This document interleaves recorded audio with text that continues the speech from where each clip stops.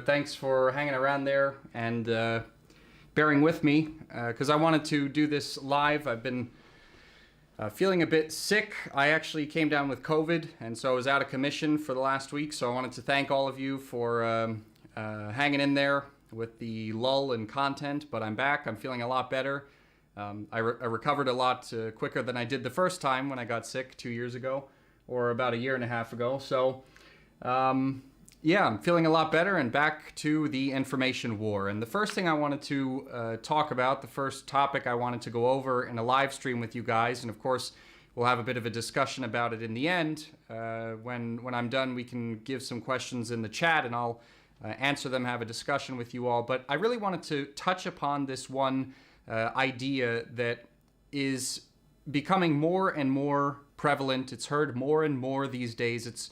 It's about the rise of multipolarity in terms of the geopolitical world order that we have right now, and the end to what's being called unipolarity. These are terms that Russia and China have used for a long time, specifically to talk about the world order, basically, until recent events have taken place. We've been hearing it a lot more often, and I especially wanted to do this live stream about that because I was sent by Russia Today. I work there. That's my regular job. I was sent to the Moscow Conference on International Security.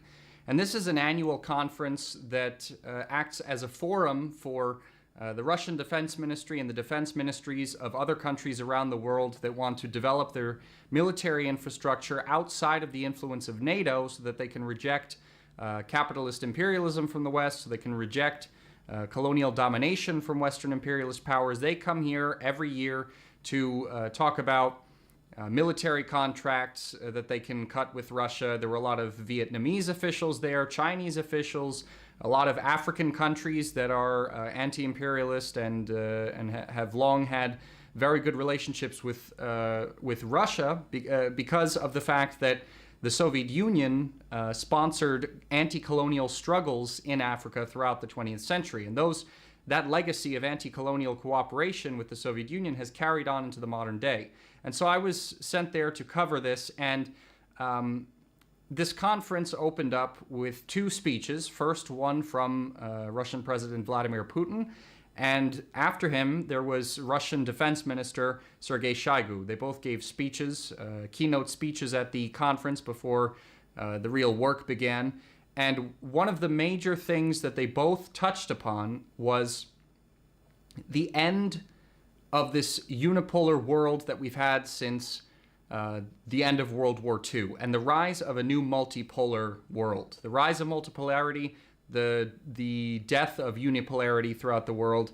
They talked a lot about how NATO, I mean, we're seeing a rise in tension around the world, not just surrounding Ukraine, but also obviously everyone knows about the provocation around Taiwan that the US made by sending Nancy Pelosi there.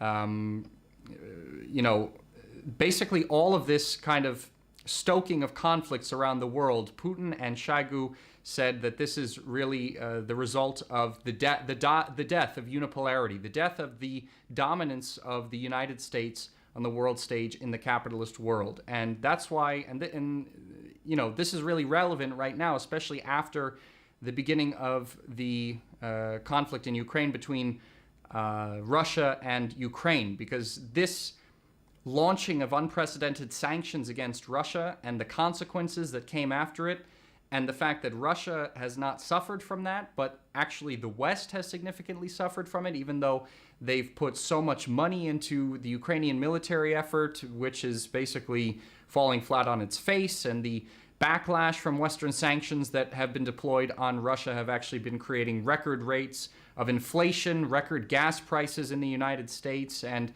record energy prices in Europe. This kind of cataclysmic event, basically. And it didn't have to be that way. The majority of this is because of the West's reaction to Russia stepping in to defend the People's Republics of Donbass. But they've created a cataclysmic situation, basically, where they have taken a serious blow to their dominance on the world stage. And now what we're seeing is the emergence of a multipolar world order. That means the U.S.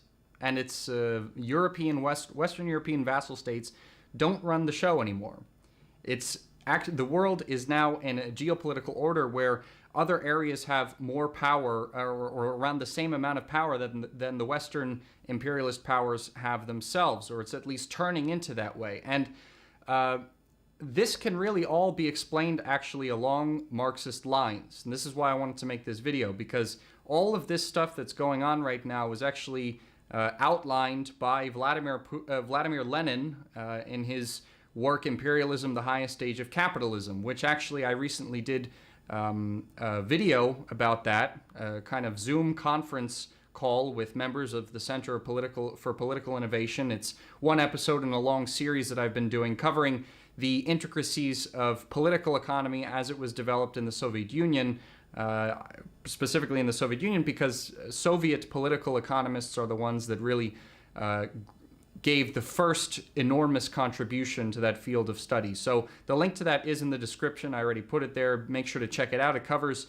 Lenin's work, the Imperialism, the Highest Stage of Capitalism. It covers monopoly, capitalism, and imperialism, and the context around it. So check that out if you want to learn more about the context of what I'm talking about in this live stream. But to give you an idea of a Marxist understanding of what unipolarity is. That unipolarity in a Marxist understanding is that it's the US-dominated imperialist order, and I wrote this definition myself. I think it really describes what we're talking about when we say unipolarity nowadays.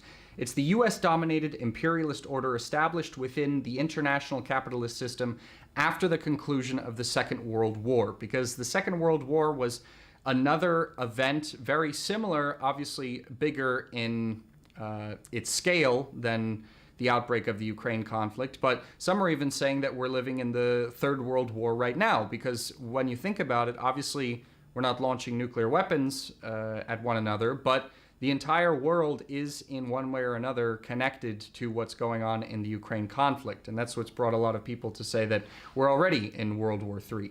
But the Second World War, no doubt, as of now, had a much bigger impact on the state of affairs in the world capitalist system. Its scale was much larger, and it contributed to an enormous redivision of the colonial imperialist powers' share of the wealth within the capitalist world. Because before the Second World War, we had several large imperialist powers competing over the division of the spoils from the colonial world. I mean, we can look at World War I, where there was a giant imperialist war between the Triple Entente and the Triple Alliance. And these were two camps, both capitalist imperialist camps, competing for a division of the world's spoils. Okay? And after that, obviously, Germany was defeated. Austro-Hungarian Empire fell apart. Italy was defeated as well, but still that kind of competition between these imperialist camps continued until the Second World War, because Germany recovered, Italy recovered. They again turned into obviously fascist empires, and this all played out once again. But the difference was that a socialist world had been established outside of the capitalist world order. And that's why World War II, in some sense, could be considered an imperialist war. But when we're talking about the conflict between Nazi Germany and Great Britain and France at the beginning, but generally we don't consider it an imperialist war because the vast majority of the fighting took place between the Soviet Union and Nazi Germany, and this in itself was not an imperialist war, actually. And that's even why in Russia they don't even call it the Second World War. They call it the Great Patriotic War, because for them the Germans were waging a war of extermination against the Slavic peoples. They wanted to destroy the Soviet Union's way of life. They wanted to exterminate the people who lived there, and they wanted to settle it with Germans. So in that sense, the Soviet Union was fighting against an imperialist invasion of their own land, which would make it a liberation war. But after World War II concluded, obviously Europe was destroyed. Even the Soviet Union, of course, had won, but at a very, very great cost. And the vast majority of the world's wealth was centralized in the hands of American capitalist monopolies. I mean, America had at that point, it had over half of the entire world's wealth because it wasn't destroyed by the devastating chaos that could be characterized as World War II. So that gave rise to a unipolar world order that we're only now seeing decay, a unipolar world order within the capitalist world in which the United States is basically at the helm of the capitalist imperialist powers, and we don't see the same kind of competition between capitalist powers as we did before that, when, for example, the United States and Great Britain, when it still had its colonial holdings, just giving two examples, but there was also France, obviously Japan, they were more or less equally matched. That was not the case after World War II. And so a unipolar imperialist world order was established. And so I want to go into a bit of what political economy as developed by the Soviets, taking from the findings of Lenin's Imperialism, the highest stage of capitalism. I want to go over a bit about what the structure of this system entails, because obviously I've been talking a little bit about the fact that in the unipolar imperialist system, the United States is at the helm, but really the monopolies that control the world, obviously the United States has played the political lead in the capitalist world since this time, but obviously France and Great Britain are still, they're essentially politically vassal states to the United States, but they still have giant monopolies that also divide their share of the world economically as well. So according to the Marxist understanding of imperialism, there's a core of capitalist imperialist nations that exploit the rest of the world's resources, or the rest of the capitalist worlds, I should say, because there are obviously socialist countries that are in a different economic system that are an exception to this. But within the capitalist world, there's a core of imperialist nations that exploit the raw materials and the labor of the rest of the capitalist nations that fall into one of three categories as understood by Soviet political economists. The first one is the category of colonial subjects. Just making sure that the connection is good here. But the first, like I said, the first category of these countries that are exploited by the core of imperialist countries are called colonial subjects. These are countries that are both de facto and de jure dependent on some sort of imperialist nation. I mean, a good example of that could be Puerto Rico, right? Puerto Rico is a nation different from the American nations in the mainland. It's got no sort of political independence, even on paper. It's on paper considered a colony. It's completely economically exploited by the United States.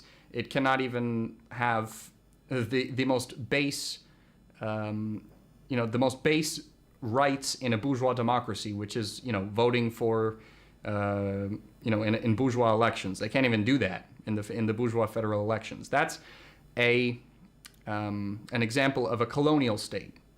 There's also the second category that is in the field of political economy that are exploited by these capitalist imperialist nations are called semi-colonial nations. And these are nations that are actually on paper probably considered independent. They're an independent country. They have their own government, but in reality, their economic resources and are being heavily exploited by the core of imperialist countries, and they have no economic will of their own because of the fact that the country is run by what we call a comprador capitalist class. These are capitalists in the country that is semi-colonial that are collaborating with the monopolists from the core of imperialist countries to basically profit off of the mass exploitation that's going on in that country by the Western monopolies. So on paper, they're a country that is independent, but in reality, they're completely controlled by Western imperialist countries.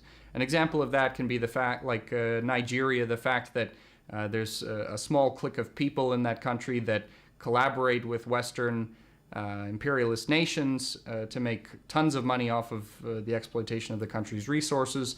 Bangladesh could be another example. The fact that Western monopolistic corporations engage heavily in the exploitation of industrial labor there. And there's this, a small group of rich people who profit from that, but the vast majority are sweatshop workers, basically.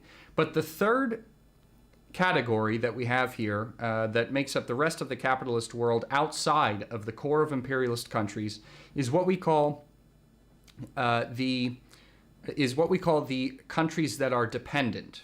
Okay, this is taken straight out of the political economy textbook written in the USSR. Again, you could watch our series on political economy on the channel to learn more about this. But this category that we call dependent countries is really the most interesting, because this number of countries, it's hard to pin them down one way or another, because usually these countries that we call dependent are politically actually independent. They're actually politically independent from the will of the core of imperialist countries to a certain degree. I mean, depending on what country we're talking about, it could be a lot more independent or a lot less independent. I'll talk about some examples later. But economically, because of the fact that they're still tied into the global capitalist system to one degree or another, then there's still a degree of dependence on that international financial system that's dominated by these capitalist imperialist countries. And I think the best example that I can give, especially because it's the most prevalent example in the world, and the one I can speak the most about, is Russia. Russia could be not so much anymore, but if we look at the development of Russia since the fall of the Soviet Union, right? In the Soviet Union, when it was the Soviet Union, obviously it was not dependent on any sort of imperialist capitalist country. It was in the socialist economic bloc, fighting a struggle against the capitalist system. But when the Soviet Union collapsed, Russia fell into, to a serious degree, into dependence on the West, especially when Yeltsin came to power, when we saw deindustrialization in the 1990s in Russia, when the United States literally oversaw the writing of the Russian Constitution. Okay, we're really talking about Russia falling into a serious degree of colonial, or not colonial, because obviously they were still on paper independent, but we saw Western companies come in and basically take huge economic control over the country. But when Vladimir Putin came to power, we saw the beginning of a change, because the fact is that Yeltsin represented a part of the Russian capitalist class that was this comprador capitalist class, like I was talking about before. But in these countries that are not within the core of capitalist imperialist countries, there's also another faction of the bourgeoisie, which is not, which we call the national bourgeoisie, the faction of the bourgeoisie that does not want to collaborate with foreign capitalists to exploit the country. They want to exert political power over their own country. They want to exert political independence. And in the case of Vladimir Putin, it's even more interesting. It's even it's a more specific case that I consider to be a case of Bonapartism, and this is also the main line, the party line of the Communist Party of the Russian Federation as well. Most Russian communists agree that this is the phenomenon that's going on with Vladimir Putin's administration. If you want to learn more about this, by the way, I wrote an article about it. I'll put it in the description. But Bonapartism is basically where, after a sort of revolutionary situation, it doesn't have to be revolutionary. I mean, basically when the class forces, when the class in power changes. Okay, so I would really call a revolution only when a progressive class overthrows a reactionary class. But in the Soviet Union, in the collapse of the Soviet Union, it was the other way around. So, but at any rate, it was an overturn of class power. And a lot of times when this happens, there's not exactly stability when it comes to what class is ruling the society, and a power vacuum is created. And that's really what happened when Yeltsin went out of office, because throughout his entire time in office, he wasn't really acting as a leader. I mean, he basically did very little, and created a power vacuum. And who filled that? Vladimir Putin. Usually Bonapartism, in Bonapartism, a military official or a intelligence service official fills this power vacuum with his own faction coming from the state bureaucracy.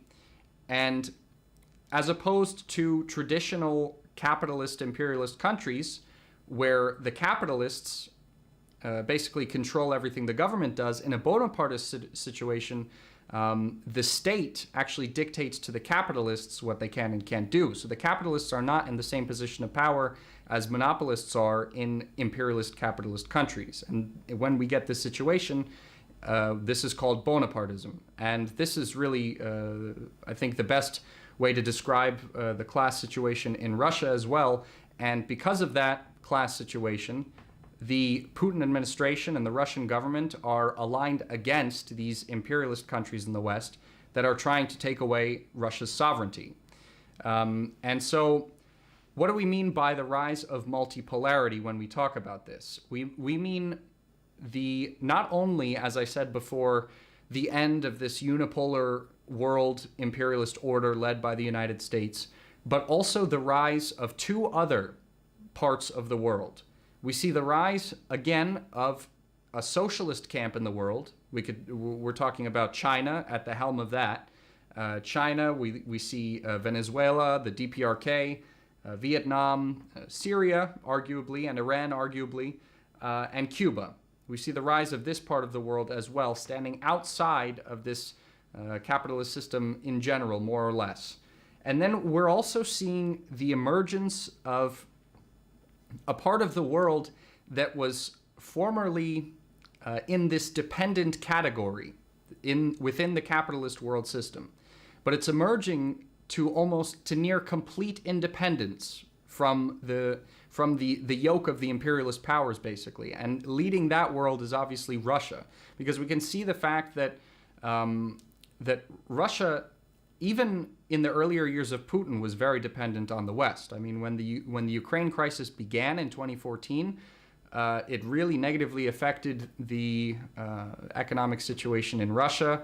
The Russian economy suffered a lot from that, and the Russian ruble depreciated very heavily. Why? Because when this happened and more sanctions were put on Russia, Russia was actually deeply connected to the Western capitalist, financial, globalist, whatever you want to call it, system. And by the way, globalism is just, when people say that's just a synonym for the financial capitalists that run the monopolies in the imperialist capitalist world that Vladimir Putin described, Vladimir Lenin described over 100 years ago. When you hear this word globalists, it's basically just financial oligarchs in the West.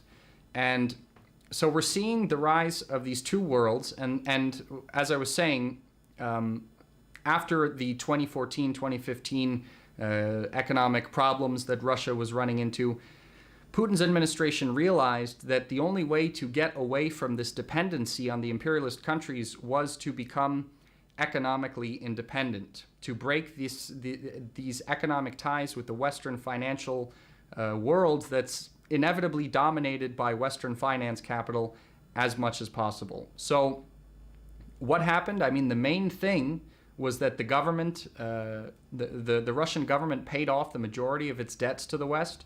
It threw away it replaced its dollar reserves to a huge degree. It has almost no dollars in reserves in comparison to the dollar reserves it had back in 2014 and 2015. The government's running a surplus, and we're seeing the government accumulate large amounts of gold. A government having gold over the dollar means that it has a lot more independence than if it were the other way around. It's not dependent on the fluctuations of the dollar or the kind of power that the United States can exert by the fact that that's its currency. And these are some of the biggest reasons why, when the Ukraine crisis, well, not when the Ukraine crisis started, because it started really back in 2014, but when the West launched these this unprecedented level of sanctions against Russia after the Russian military operation, expecting the same thing to happen to Russia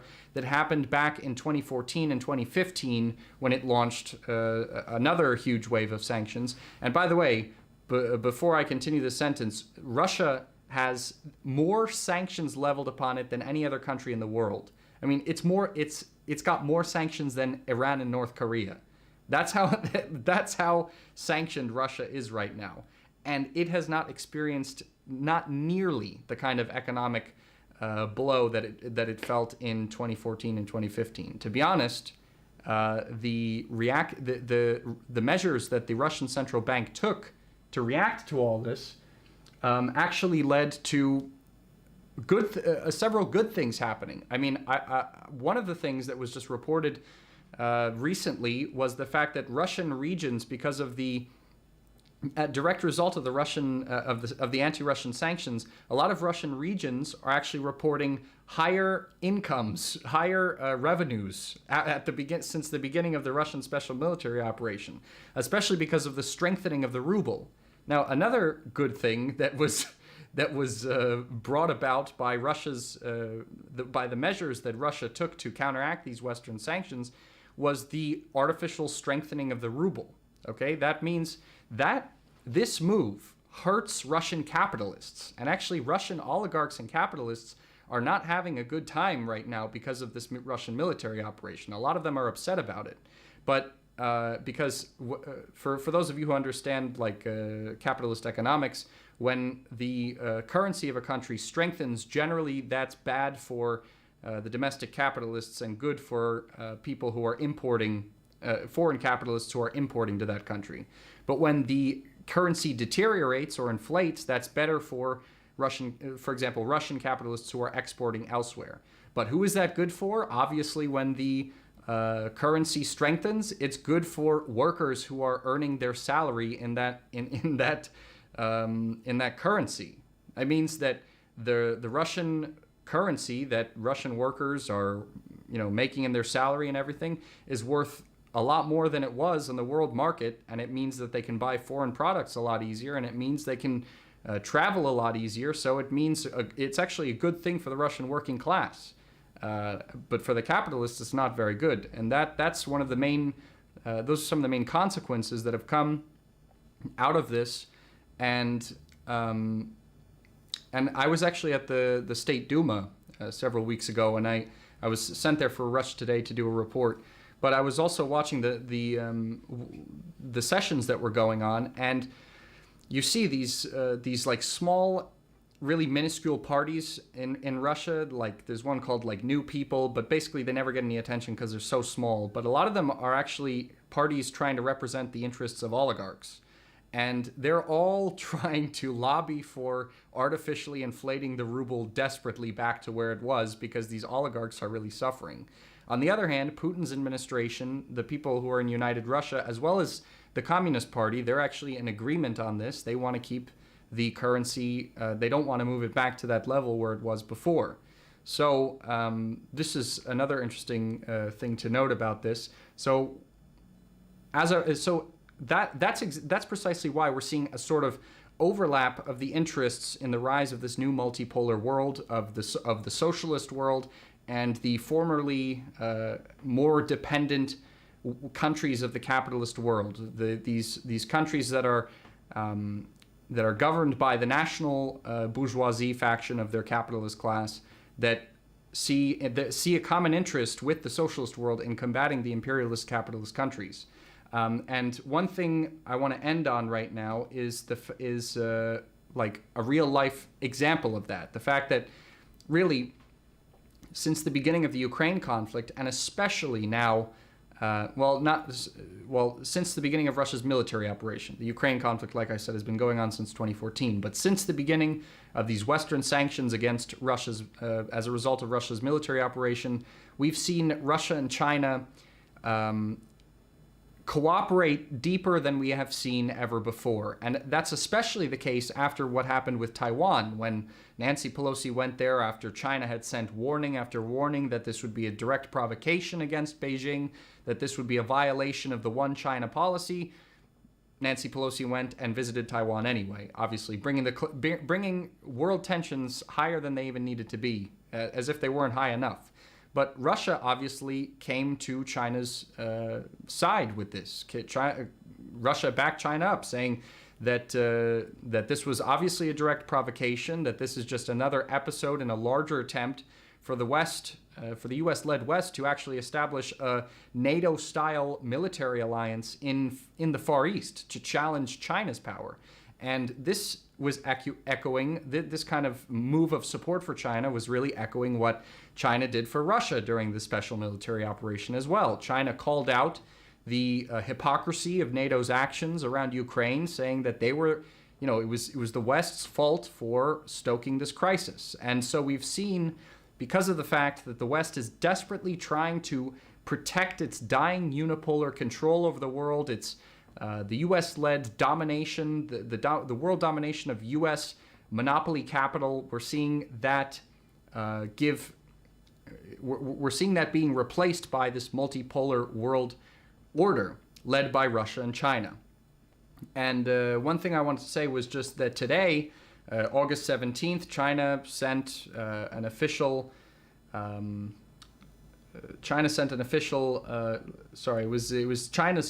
Chinese Foreign Ministry. They officially said that they highly appreciate the support that Russia has given China throughout this whole Nancy Pelosi fiasco.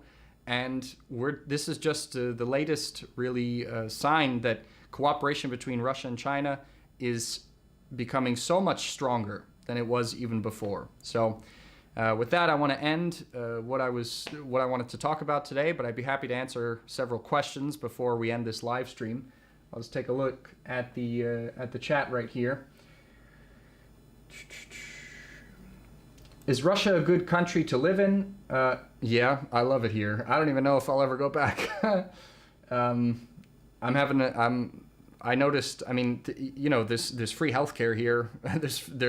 The education is very cheap, and it's even free if you're like a really good student. I mean, that's stuff that I really value a lot that I was never given in the United States. And the quality of it, quality of the education, the quality of the healthcare here, at least in Moscow, is equal to that of the United States, sometimes even better, depending on where you're talking about. So Russia's a great country to live in.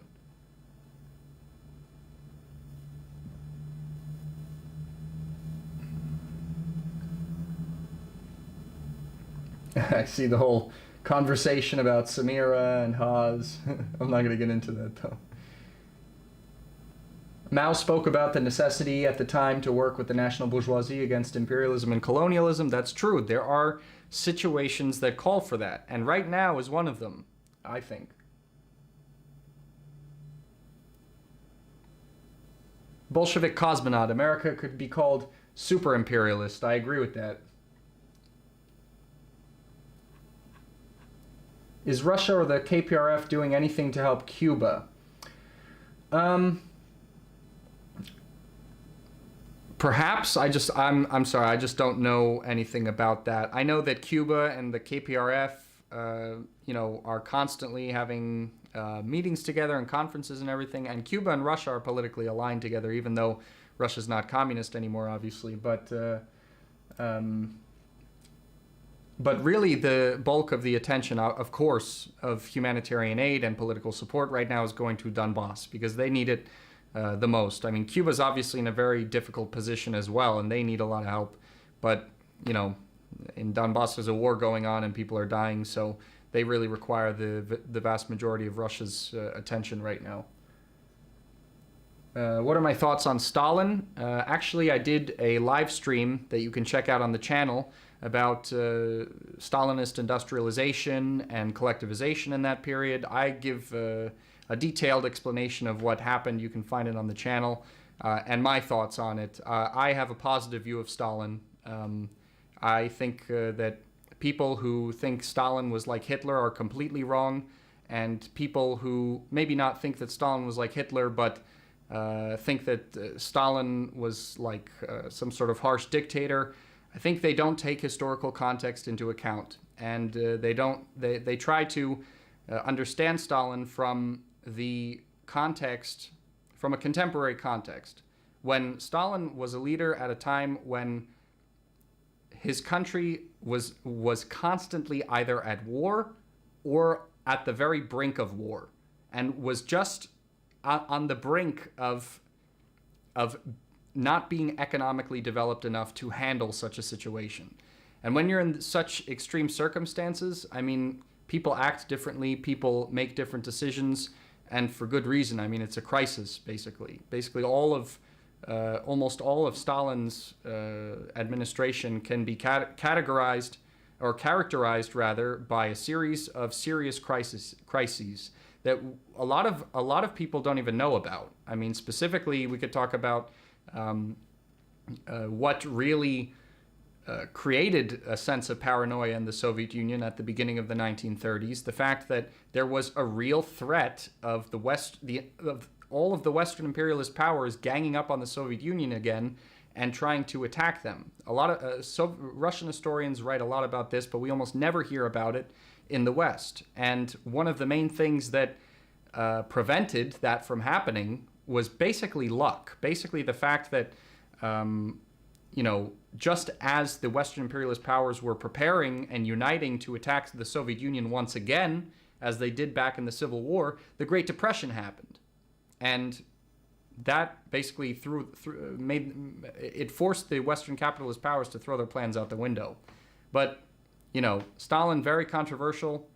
Obviously he wasn't a saint, but, hard times call for people that can live up to the demands of that. And, I'm not ashamed to say I think that time needed a strong leader, and Stalin fit the shoes better than most people would have fit them. So.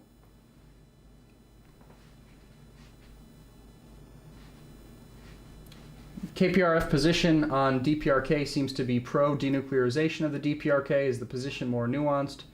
Well, the KPRF supports on denuclearization of the peninsula. And it is nuanced in a sense, because if you think about it, the North Koreans' position on that question is that they want denuclearization. I mean, we saw that when the Kim Jong-un, Donald Trump talks were going on. North Korea is willing to denuclearize if they have safety guarantees, if they have security guarantees, and if the United States pulls out its militarily occupying forces from the South, where of course they don't belong. So, if we have to understand the fact that North Koreans have nuclear weapons because they were given no other option. If for those who know history, the DPRK was part of the Nuclear Non-Proliferation Pact for several years. They joined it because the Nuclear Non-Proliferation Pact, countries that are in it, obviously everyone knows that treaty means that countries that don't have nuclear weapons and are in that treaty are banned from researching them. But many people don't know that the other clause of that is that nuclear powers that already have nuclear weapons and are in that treaty are bound not to threaten non-nuclear powers with nuclear annihilation. And that's why the DPRK joined that treaty, so that the U.S. would stop threatening them with nuclear weapons. But what happened? They continued. They continued to threaten the DPRK with nuclear annihilation. They had nukes pointed at them from neighboring countries. For a long time, they even had nuclear mines planted along the demilitarized zone. So it's the United States that caused this situation. That's why North Korea came to the conclusion that the only option it has is deterrence, nuclear deterrence.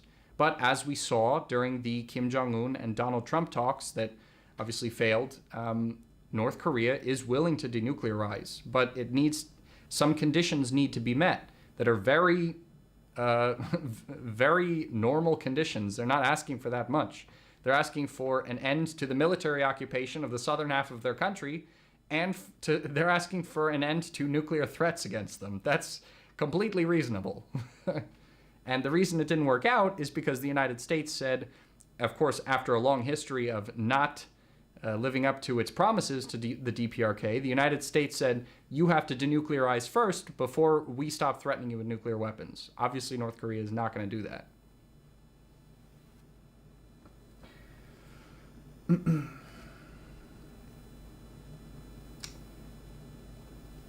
All right, comrades. Well, I know there are some more questions in the chat, but it's getting kind of late here in Russia. It's 11:15 at night, and I worked all day, so I'm going to cut it short here. But if you want to take those questions to the next live stream, I'm going to try and do one as soon as I can. There'll be another live stream, I think, this week, definitely.